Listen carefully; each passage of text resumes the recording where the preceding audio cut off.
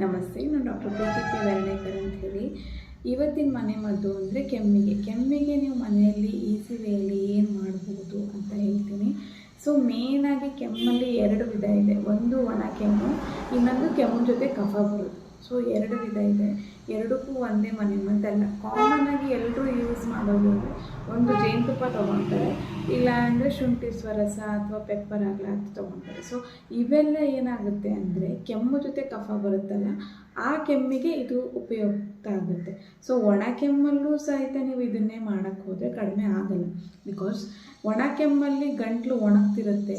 So ಗಂಟ್ಲಿಗೆ irritation ಆಗ್ತಿರುತ್ತೆ. ನೀವು ಅದರಲ್ಲಿ ಮತ್ತೆ ನೀವು ಈ ಥರ ಜೇನುತುಪ್ಪ ಆಗಲಿ, ಇಪ್ಲಿ ಆಗಲಿ, ಪೆಪ್ಪರ್ ಆಗಲಿ, ಶುಂಠಿ ಅಥವಾ ಈರುಳ್ಳಿ ಸ್ವರಸ ಆಗಲಿ ತೊಗೊಳೋದ್ರಿಂದ ಗಂಟ್ಲು ಮತ್ತಷ್ಟು ಒಣಗುತ್ತೆ. ಸೊ ಇನ್ನೊಂದು ಸ್ವಲ್ಪ ಡ್ರೈ ಆಗುತ್ತೆ, ಮತ್ತೆ ಇರಿಟೇಷನ್ ಆಗುತ್ತೆ. ಸೊ ಫಸ್ಟು ನಿಮಗೆ ಯಾವ ಕೆಮ್ಮು ಬಂದಿದೆ ಅಂತ ನೀವು ಕರೆಕ್ಟಾಗಿ ಕನ್ಫರ್ಮ್ ಮಾಡ್ಕೋಬೇಕು. ಸೊ ಈ ಕೆಮ್ಮು ಜೊತೆ ಕಫ ಬಂದರೆ ಬೇರೆ ಮೆಥಡು. ಒಣ ಕೆಮ್ಮು ಬರೀ ಕೆಮ್ಮಷ್ಟೇ ಇರೋದು, ಕಫ ಬರದೇ ಇರೋದಕ್ಕೆ ಒಣ ಕೆಮ್ಮು ಅಂತಾರೆ. ಸೊ ಇದು 2 ಟೈಪ್ಸ್ ಇದ್ದಾವೆ ಮೇಯ್ನಾಗಿ ಮನೆಯಲ್ಲಿ ಫಸ್ಟ್ ಸ್ಟೇಜಲ್ಲಿ ಹೇಳ್ತಿರೋದು ನಾನು. ಸೊ ಇದರಲ್ಲಿ 2 ವಿಧದಲ್ಲಿ 2 ಮನೆಮದ್ದು ಹೇಳ್ತೀನಿ ನಾನು. ಸೊ ಕೆಮ್ಮು ಜೊತೆ ಕಫ ಬರೋದಕ್ಕೆ ಮನೇಲಿ ಏನು ಮಾಡ್ಕೋಬೋದು ಅಂದರೆ ಅಡುಸೋಗೆ ಅಂತ ಸಿಗುತ್ತೆ. ಅಡುಸೋಗೆ ಸೊಪ್ಪು ಅಥವಾ ಆಡು ಮುಟ್ಟದ ಸೊಪ್ಪು ಅಂತ ಸಿಗುತ್ತೆ. ಆಯುರ್ವೇದದಲ್ಲಿ ನಾವು ಅದನ್ನು ವಾಸ ಅಂತ ಹೇಳ್ತೀವಿ, ವಾಸ ಲೀಫ್ ಅಂತ ಹೇಳ್ತೀವಿ. ಸೊ ಅಡುಸೋಗೆ ಅಥವಾ ಆಡು ಮುಟ್ಟದ ಸೊಪ್ಪು ಅದು ನಿಮ್ಮ ಮನೆ ಕಡೆ ಎಲ್ಲಾದರೂ ಸಿಕ್ಕರೆ ಅದನ್ನು ಚೆನ್ನಾಗಿ ತೊಳೆದ್ಬಿಟ್ಟು ಅದನ್ನು ದಿನ ನೀವು ಒಂದು 2 ಎಲೆ ಬೆಳಗ್ಗೆ ಎದ್ದ ತಕ್ಷಣವೇ ತಿನ್ನೋದ್ರಿಂದ ನಿಮಗೆ ಒಂದು 3-4 ಡೇಸಲ್ಲಿ ಕಡಿಮೆ ಆಗುತ್ತೆ.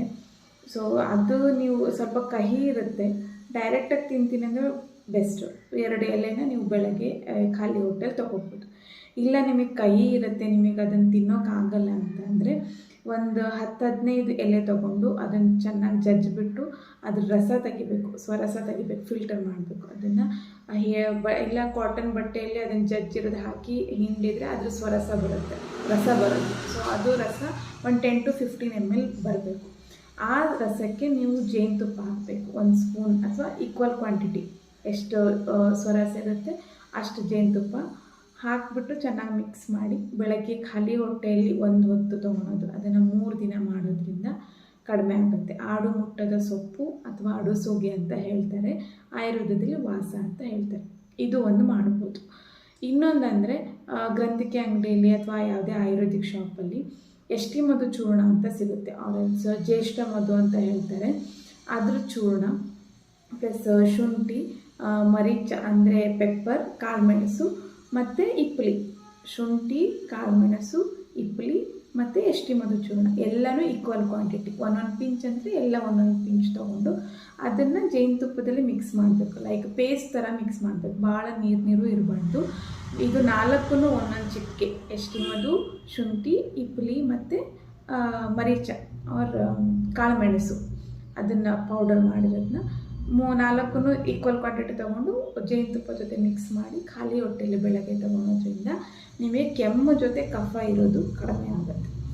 ಇನ್ನೊಂದು ಈಸಿ ಮೆಥಡ್ ಅಂದರೆ ಉಗುರು ಬೆಚ್ಚಗಿನ ನೀರಲ್ಲಿ ಸ್ವಲ್ಪ ಉಪ್ಪು ಮತ್ತು ಜೇನುತುಪ್ಪ ಹಾಕಿ ಗಂಟ್ಲು ಮೇಲ್ ಮಾಡಿ ಗಾರ್ಗಲ್ ಮಾಡೋದ್ರಿಂದ ನಿಮಗೆ ಕೆಮ್ಮು ಜೊತೆ ಕಫ ಇರೋದು ಕಡಿಮೆ ಆಗುತ್ತೆ. ಇದು ಈಸಿ ವೇ. ಬಿಸಿ ನೀರಲ್ಲಿ ಅಂದರೆ ಉಗುರು ಬೆಚ್ಚಗಿನ ನೀರಲ್ಲಿ ಸ್ವಲ್ಪ ಉಪ್ಪು ಜೇನುತುಪ್ಪ ಹಾಕಿ ಗಂಟ್ಲಿಗೆ ಗಾರ್ಗಲ್, ಬಾಯಲ್ಲಿ ಗಾರ್ಗಲ್ ಅಲ್ಲ, ಗಂಟ್ಲಿಗೆ ಗಾರ್ಗಲ್ ಮಾಡಿ ಸ್ಪಿಟ್ ಮಾಡೋದ್ರಿಂದ ನಿಮಗೆ ಸ್ಟಾರ್ಟಿಂಗ್ ಸ್ಟೇಜಲ್ಲಿ ಸ್ವಲ್ಪ ಮೈಲ್ಡ್ ಇರುವಾಗ ಮಾಡಿದರೆ ಕಡಿಮೆ ಆಗುತ್ತೆ. ಇದನ್ನು ಬೆಳಗ್ಗೆ ಖಾಲಿ ಹೊಟ್ಟೆಲ್ಲೇ ಮಾಡಬೇಕು ಮತ್ತು ನೈಟ್ ಊಟದ ಮುಂಚೆ ಮಾಡಬೇಕು. ಊಟ ಆದಮೇಲೆ ಮಾಡೋಕ್ಕೆ ಹೋಗಬೇಡಿ, ಒಬ್ಬೊಬ್ರಿಗೆ ವಾಮಿಟ್ ಆಗೋ ಚಾನ್ಸಸ್ ಇರುತ್ತೆ. ಸೊ ಮಾಡೋದಿದ್ರೆ ಊಟಕ್ಕಿಂತ ಮುಂಚೆ ಮಾಡ್ಬೋದು, ಆರೆಲ್ಸ್ ಬೆಳಗ್ಗೆ 1 ಟೈಮ್ ಅಷ್ಟೇ ಸಾಕು, ಬೆಳಗ್ಗೆ ಎದ್ದ ತಕ್ಷಣ. ಇದು 3 ನಾನು ಹೇಳಿರೋದು ಕೆಮ್ಮು ಜೊತೆ ಕಫ ಇದ್ದ ಕಂಡೀಷನಲ್ಲಿ ಮಾತ್ರ. ಸೊ ನಿಮಗೆ ಒಣ ಕೆಮ್ಮು ಇದ್ದರೆ ಬೆಸ್ಟ್ ಅಂದರೆ ಸ್ವಲ್ಪ ಬೆಲ್ಲ ತೊಗೋಬೋದು. ಆರೆಲ್ಸ್ ಕಂಡ ಶರ್ಕರ ಅಂತ ಸಿಗುತ್ತೆ, ಕಲ್ಲು ಸಕ್ಕರೆ ಅಂತ ಸಿಗುತ್ತೆ, ಯಾವುದೇ ಕೆಮಿಕಲ್ ಮಿಕ್ಸ್ ಇಲ್ಲದೆ ಇರೋದು ಕಂಡ ಶರ್ಕರ ಆರ್ ಕಲ್ಲು ಸಕ್ಕರೆ ಅದನ್ನು ತೊಗೋಬೋದು. ಇಲ್ಲ ನಿಮಗೆ ಇನ್ನೂ ಸ್ವಲ್ಪ ಜಾಸ್ತಿ ಇದೆ, ಭಾಳ ಇರಿಟೇಷನ್ ಆಗ್ತಿದೆ ಅಂತ ಅಂದರೆ ನೀವು ಮನೆಯಲ್ಲೇ ಮಾಡ್ಕೋಬೋದು. ಲೈಕ್ 1 ಚಮಚ ಸಕ್ಕರೆ ಅಥವಾ 1 ಚಮಚ ಬೆಲ್ಲ ಆರ್ ಸಕ್ಕರೆ 2ರಲ್ಲಿ ಯಾವುದಾದ್ರೂ ಒಂದು, ಮತ್ತು ಸ್ವಲ್ಪ ಏಲಕ್ಕಿ, 1-2 ಏಲಕ್ಕಿ, ಇಪ್ಪಲಿ ಮತ್ತು ತ್ವಕ್ ಅಂದರೆ ದಾಲ್ಚಿನ್ನಿ.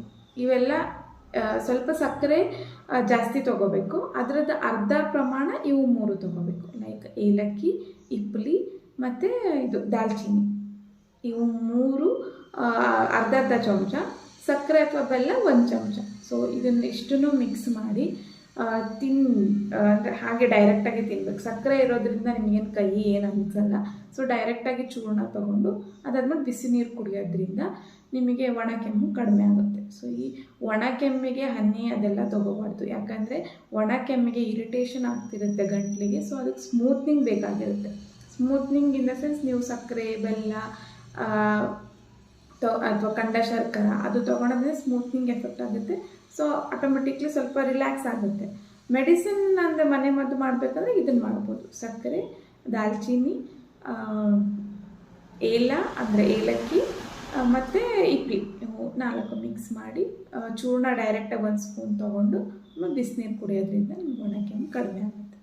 ಸೊ ಇದು ಡಿಫ್ರೆನ್ಸ್ ಇದೆ. ಸೊ ಎಲ್ಲದಕ್ಕೂ ಒಂದೇ ಮೆಡಿಸನ್ ಅಲ್ಲ. ಒಣ ಕೆಮ್ಮು ಮತ್ತು ಕೆಮ್ಮು ಜೊತೆ ಕಫ ಬರೋದಕ್ಕೆ ಎರಡಕ್ಕೂ ಬೇರೆ ಬೇರೆ ಮನೆ ಮದ್ದು, ಬೇರೆ ಬೇರೆ ಮೆಡಿಸನ್ ಇದೆ.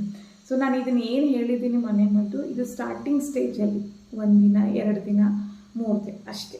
ಜಾಸ್ತಿ ನಿಮಗೆ ಸಿವಿಯರ್ ಆಯಿತು, ಭಾಳ ಕೆಮ್ಮಿದೆ ಅಂದರೆ ಹಾಸ್ಪಿಟ್ಲಿಗೆ ತೋರಿಸ್ಕೋಬೇಕು, ಡಾಕ್ಟ್ರ್ ಹತ್ರ ತೋರಿಸ್ಕೋಬೇಕಾಗತ್ತೆ.